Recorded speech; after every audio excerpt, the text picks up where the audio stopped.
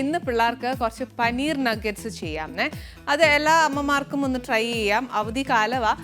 ഇതൊക്കെ കരുതി നമ്മുടെ ഫ്രീസറിലൊക്കെ വെച്ച് കഴിഞ്ഞാൽ വിശക്കുന്നതെന്ന് പറഞ്ഞ് വരുമ്പോഴത്തേന് നമുക്ക് വറുത്ത് കൊടുക്കാവുന്നതേ ഉള്ളൂ. അതിന് വേണ്ടിയ കാര്യങ്ങൾ എന്നാ വെച്ചാൽ പനീർ എങ്ങനെയാണ് ഉണ്ടാക്കേണ്ടതെന്നുള്ളത് ഞാൻ പറഞ്ഞു തന്നു. അഥവാ മറന്നു പോകാന്നേ ഞാൻ ഒന്നുകൂടെ പറഞ്ഞുതരാം. ഇപ്പം ആദ്യം നമുക്ക് അതിന് വേണ്ടിയ സാധനങ്ങൾ എന്നാന്നുള്ളത് എഴുതിയെടുത്തോ. ഫസ്റ്റ് കുറച്ച് പനീറാണ് വേണ്ടേ, കുറച്ച് മല്ലിയില, കുറച്ച് കുരുമുളക് പൊടി, ഇച്ചിരി ഉപ്പ്, പച്ചമുളക്, ഇച്ചിരി പാല്, ഇത്രയും വേണ്ട, കുറച്ച് കാശ്മീരി മുളക് പൊടി, കോൺഫ്ലവർ, സവാള, മൈദ, പിന്നെ കുറച്ച് റവ, ഇച്ചിരി ബ്രെഡ് ക്രംസ്.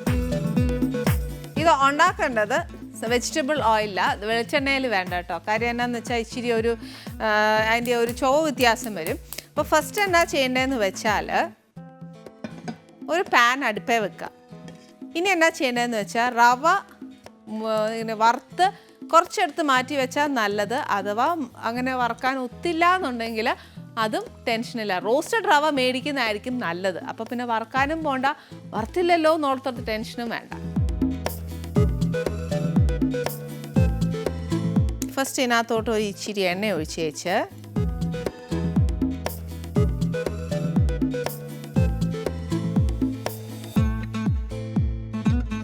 ഉള്ളി ഇതിനകത്തോട്ടിടുക.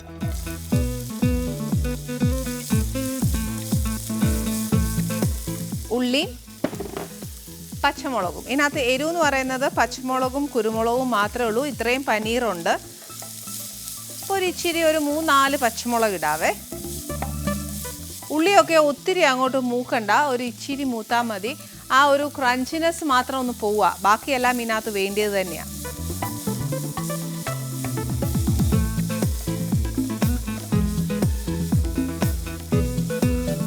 ഇതിനകത്ത് ശരിക്കും ഇച്ചിരി വെളുത്തുള്ളി വേണമെങ്കിൽ ഇടാം, പിള്ളേർക്ക് ഇഷ്ടമാണെങ്കിൽ ഇടാം. ഇല്ലെന്നുണ്ടെങ്കിൽ ഇടണ്ട.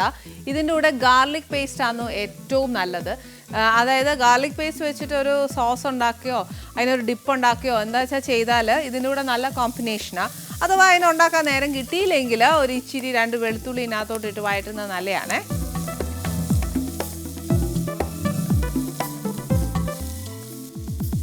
ഇതിനകത്തോട്ട് ഒരു കുറച്ച് റവ, മൂപ്പിക്കാത്തതാണേലും മൂപ്പിച്ചതാണേലും ഈ സമയത്ത് ഇടുക. മൂപ്പിക്കാത്തതാണ് എങ്കിൽ കുറച്ച് സമയം കൂടെ ഒന്ന് മൂപ്പിച്ചേച്ചാൽ മതി.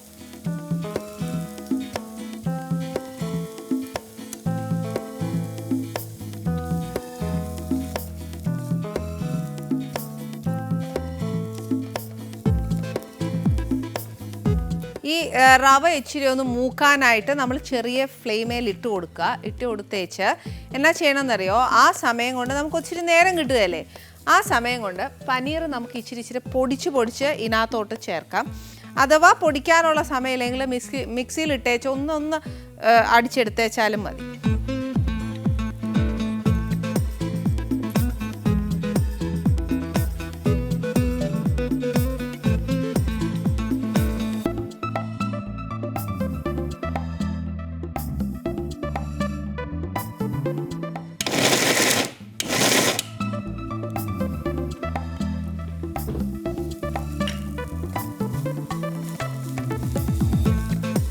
ഇതിൻ്റെ കൂട്ടത്തിൽ തന്നെ ആ ഉള്ളി അങ്ങ് വഴന്നോളും, ആ റവയും മൂത്തോളും.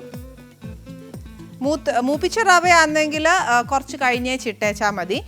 മൂപ്പിക്കാത്ത ആണെങ്കിൽ ഞാൻ പറഞ്ഞ ഉള്ളി ഒച്ചിരി ഒന്ന് വഴന്ന് കഴിയുമ്പോൾ അതിൻ്റെ കൂട്ടത്തിൽ തന്നെ അങ്ങ് ഇട്ടേക്കണമെന്നേ.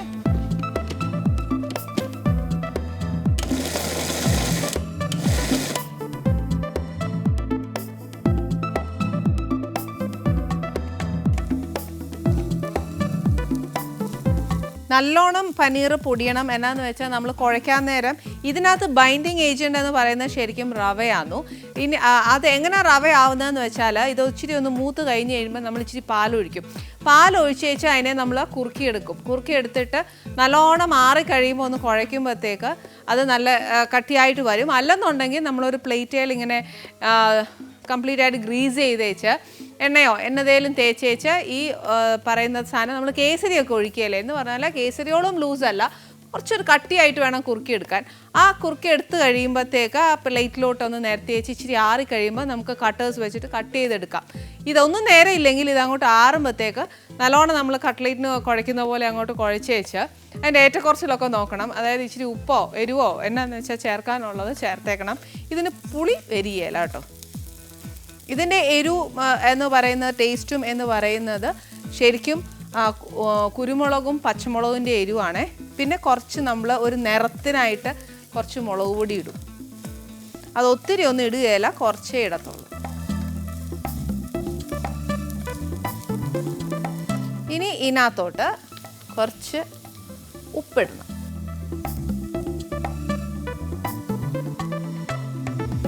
കുറച്ച് കുരുമുളക്,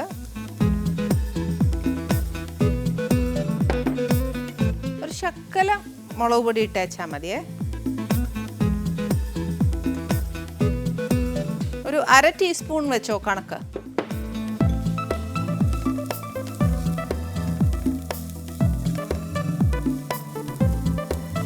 അതൊന്ന് ഇച്ചിരി നല്ലതായിട്ട് ഇളകി കഴിയുമ്പോഴത്തേന് അതിൻ്റെ കൂട്ടത്തിൽ തന്നെ ഒരു ഇച്ചിരി മല്ലിയില, മല്ലിയുടെ ഒക്കെ ആ ഒരു മണവും അതിൻ്റെ ആ ഒരു രുചിയും എല്ലാം ഇതിനകത്തോട്ട് നല്ലോണം വരണേ.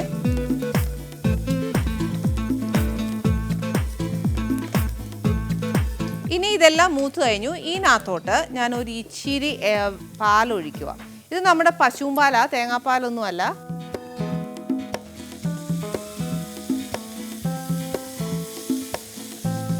ഒത്തിരി ഒന്നും വേണ്ട, ഒരു വലിയ സ്പൂണിന് ഒരു തവിക്ക് ഒഴിച്ചേച്ചാൽ മതി. എന്നാന്നോ ആ റവയൊന്ന് വേവാനായിട്ടാ. എന്നുവെച്ചാൽ സിമ്മേ വെക്കണം, ഒത്തിരി സിമ്മേ വെച്ചോ. എന്നുവെച്ചാൽ അതിനെ ഒന്നും ഇങ്ങനെ കൂട്ടി വെക്കുക. കൂട്ടി വെക്കുമ്പോഴത്തേന് ആ റവയും പനീറും ഒക്കെ ആ നമ്മൾ ചേർത്തേക്കുന്ന ഫ്ലേവർ കംപ്ലീറ്റ് ഇതിനകത്തോട്ടാവുമേ. ഉപ്പ് എരിവ് എല്ലാം വേണം. പുളി എന്ന് പറയുന്നത് പനീറിൻ്റെ പുളി മതിയാവും. ഇത് ഇനിയുള്ള പരിപാടി എന്നാന്ന് വെച്ചാൽ ഇനി ഇത് ഇച്ചിരി ആ റവയൊന്ന് വേവണം.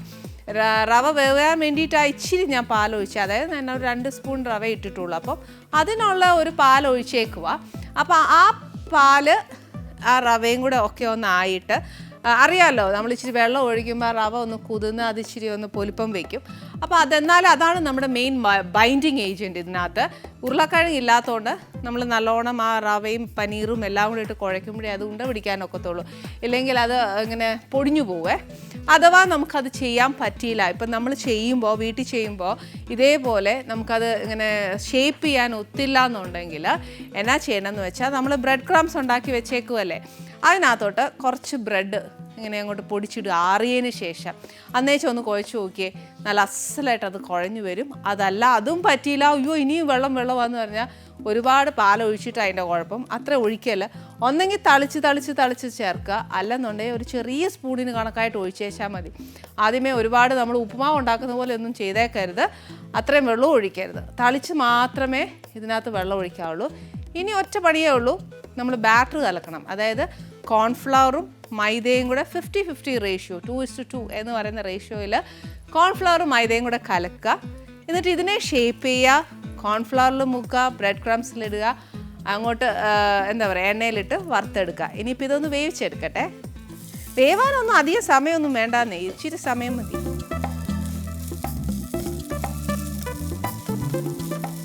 കണ്ടോ, ഇപ്പോൾ തന്നെ ആ എന്നാ പറയുക നമ്മൾ ആ കൂട്ടി വെച്ചപ്പം അടിയിലുണ്ടായിരുന്ന ഭാഗമൊക്കെ നല്ലതായിട്ട് മുരിഞ്ഞു വന്നു. ഇത്രയും മാത്രമേ ഉള്ളൂ. പക്ഷേ നമ്മൾ എപ്പോഴും ശ്രദ്ധിക്കേണ്ട ഒരു കാര്യമേ ഉള്ളൂ, എന്നാന്നോ ഇത് നമ്മൾ ഉണ്ടാക്കുമ്പോഴത്തേക്ക് എപ്പോഴും ഇങ്ങനെ ഈ ഒട്ടും വെള്ളമയം ഇല്ലാതെ എടുക്കണം, എന്നാൽ മാത്രമേ അതിനുള്ള ഒരു രുചി കിട്ടത്തുള്ളൂ. പിന്നെ നമ്മൾ കുഴയ്ക്കുന്ന സമയത്തും അതിൻ്റെ ഉപ്പ് എരിവ് എല്ലാം ശ്രദ്ധിച്ചു വേണം. പച്ചമുളകല്ല, അതിന് പകരം കുഴയ്ക്കുന്ന സമയത്ത് ഇച്ചിരി എന്നതേലും എരിവ് കുറവാന്നേൽ കുരുമുളക് ഇട്ടേച്ചാൽ മതി.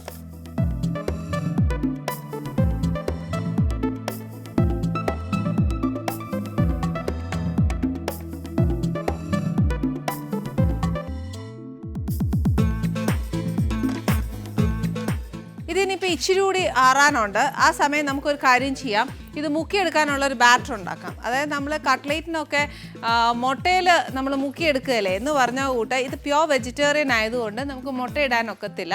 അഥവാ പിള്ളേർക്ക് കൊടുക്കുകയാണെങ്കിൽ മുട്ട ഇടുന്നതുകൊണ്ട് കുഴപ്പമൊന്നുമില്ല, വൈറ്റ് മാത്രം ഇട്ടേച്ചാൽ മതി.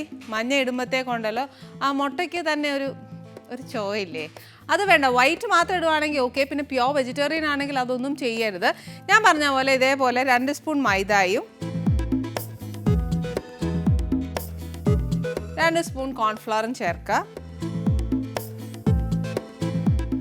ഇതിനകത്തോട്ട് ഈ ബാറ്ററിന് വേണ്ടിയിട്ടുള്ള ഉപ്പ്,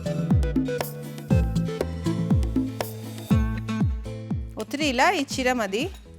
ഇതിനകത്തോട്ട് ഇത് നമുക്ക് ആ കട്ട്ലേറ്റ് ഒന്ന് മുക്കി എടുക്കാൻ വേണ്ടിയിട്ടുള്ള ഒരു കുഞ്ഞു ബാറ്റർ.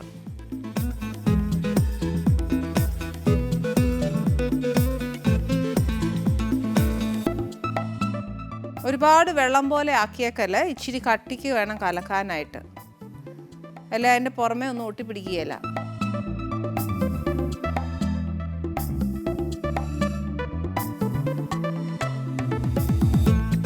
ഇനി എന്നാ ചെയ്യേണ്ടതെന്ന് വെച്ചാൽ ഇതിനെ നമ്മൾ നല്ലോണം ഒന്ന് കുഴയ്ക്കണം.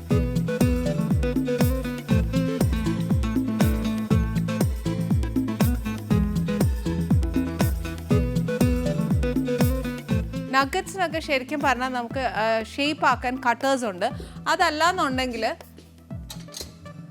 നമുക്ക് എങ്ങനെ ബോളാക്കി എടുത്താൽ മതി. നമുക്ക് ആ കട്ടറൊന്നും വീട്ടിലില്ലാന്നുണ്ടെങ്കിൽ ഇതേപോലെ മീറ്റ് ബോൾസ് പോലെ ആക്കി എടുത്താൽ മതി. അല്ല കട്ടർ ഉണ്ടെങ്കിൽ അങ്ങനെ. ഇതൊന്നുമില്ല, നമുക്ക് ചെയ്യാൻ പറ്റുന്നില്ല, ഏതെങ്കിലും ഷേപ്പ് കൊടുക്കണം എന്നുണ്ടെങ്കിൽ നമ്മൾ കൈവെള്ളയെ വെച്ചേച്ച് നമുക്കിപ്പോൾ സ്ക്വയർ ആക്കാം, അല്ലെങ്കിൽ ഗോബി ആക്കാം, അല്ലെങ്കിൽ ഓവൽ ഷേപ്പ് ആക്കാം. ഇത് ഏത് വേണമെങ്കിലും നമുക്ക് ആക്കാം. ഫസ്റ്റ് ഞാൻ ഈ ചൂടൊന്ന് പോയതിന് ശേഷം ഷേപ്പ് ആക്കാവേ. ഞാൻ മിക്കവാറും ഞാൻ പറയുന്ന നഗറ്റ്സിന് സ്ക്വയർ ഷേപ്പ് കൊടുക്കുന്ന ഏറ്റവും നല്ലത്. കാര്യം നമ്മൾ കടയിൽ നിന്നൊക്കെ നഗറ്റ്സ്, ചിക്കൻ നഗറ്റ്സ് ഒക്കെ മേടിക്കുമ്പോൾ ചില നഗറ്റ്സ് ഒക്കെ 8-ൻ്റെ ഷേപ്പിലാണ് വരുന്നത്. അപ്പോൾ അങ്ങനെയൊന്നും നമുക്ക് ചെയ്യാനൊക്കത്തില്ല. അതുകൊണ്ട് സ്ക്വയർ ഷേപ്പ് ആക്കാം.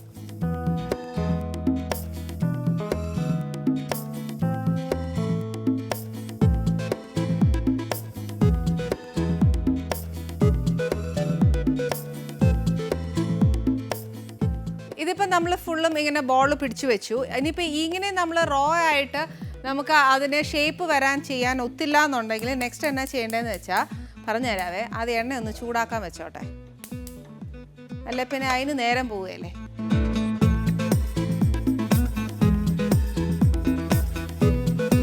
കട്ട്ലേറ്റ്, നഗറ്റ്സ് ഇതൊക്കെ ഉണ്ടാക്കുമ്പോൾ ഇച്ചിരി നിറച്ച് എണ്ണ വേണേ. എണ്ണയെ കിടന്ന് വേണം നല്ലോണം മൂക്കാനായിട്ട്. നമ്മൾ ഇച്ചിരി എണ്ണ കുറയ്ക്കുവാന്നേൽ എന്നാ പറ്റുമെന്നറിയാവോ, അതങ്ങ് പൊടിഞ്ഞു പോകും. അഥവാ നമ്മളിപ്പോൾ ഉരുട്ടിയ സമയത്ത് അഥവാ അത് പൊടിഞ്ഞു പോകാൻ നമുക്ക് വീട്ടിൽ ഉണ്ടാക്കുമ്പോൾ തോന്നുവാന്നേൽ എന്നാ ചെയ്യണമെന്നോ, ഇച്ചിരി ബ്രെഡ് ക്രംസ് ഇട്ടേച്ചാൽ മതി. ബ്രെഡ് ക്രംസ് ഇട്ടേച്ച് ഇച്ചിരി പാലും കൂടെ ഒന്ന് തളിച്ച് കൊടുത്തേച്ചാൽ മതി. ഇനിയിപ്പോൾ നമുക്ക് ഇതിന് ഷേപ്പ് ചെയ്യണം. ഷേപ്പ് ചെയ്യേണ്ടത് എങ്ങനെയാണെന്ന് പറഞ്ഞുതരാം. ഇച്ചിരി കട്ടിക്ക് തന്നെ നമ്മൾ ഈ ബാറ്റർ ഉണ്ടാക്കണം, അല്ലെങ്കിൽ പൊട്ടിപ്പോവും.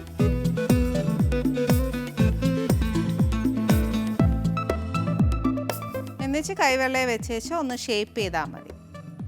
ബോളായിട്ട് എടുക്കണം എന്നുണ്ടെങ്കിൽ അങ്ങനെ ചെയ്യാം, അതല്ല സ്ക്വയറായിട്ട് ചെയ്യണം എന്നുണ്ടെങ്കിൽ അങ്ങനെ.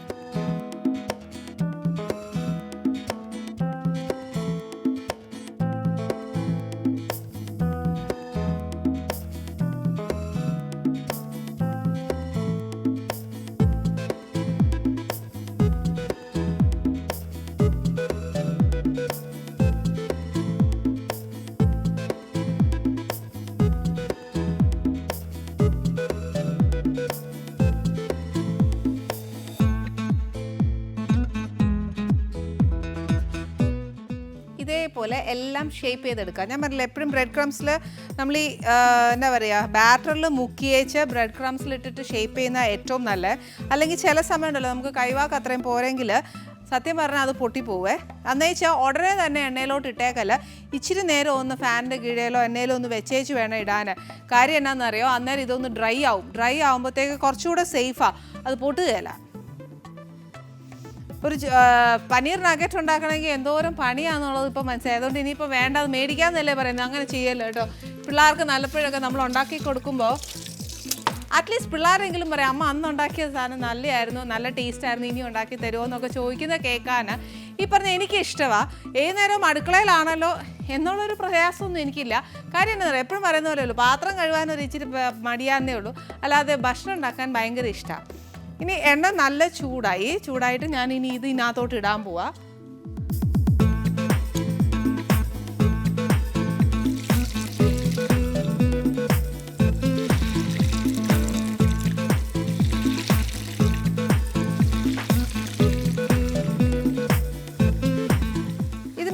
ഒരുപാട് പണിയൊന്നുമില്ല. ഇത് ജസ്റ്റ് ഈ പറഞ്ഞ പോലെ കട്ട്ലേറ്റ് പോലെ വറുത്തെടുക്കുക. വറുത്തെടുത്തതിന് ശേഷം ചൂടോടെ കുഞ്ഞുങ്ങൾക്കോ ഗസ്റ്റോ ആരെ വീട്ടിലുള്ളതെന്ന് വെച്ചാൽ നമ്മളങ്ങ് സെർവ് ചെയ്തേച്ചാൽ മതി. നഗറ്റ്സ് റെഡി ആകുന്നു. ഇത്രയും ബ്രൗൺ ആയേച്ചാൽ മതി. അതല്ല ഇത്രയും കട്ടി വേണ്ടാന്നുണ്ടെങ്കിൽ കുറച്ചുകൂടെ കട്ടി കുറച്ചേച്ച് ഉണ്ടാക്കിയാൽ മതി. ഇതൊക്കെ നമ്മുടെ കൈവിരുത് പോലെ ഇരിക്കുവേ.